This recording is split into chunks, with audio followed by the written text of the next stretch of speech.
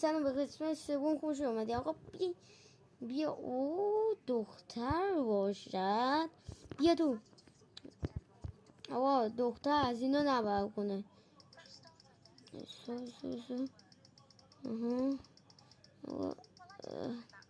آقا من با اینقدر چرت نگو دیگه.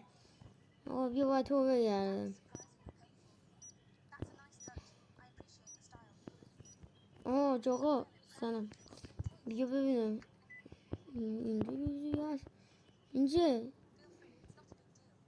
یه چیزی هست. بابا این چیه؟ یه دوزات بوله. چی میگی بعد؟ بابا مود یازده بو این بیتر. بابا دیگه من دیگه ازگه از این باید دختر سوار نمیده.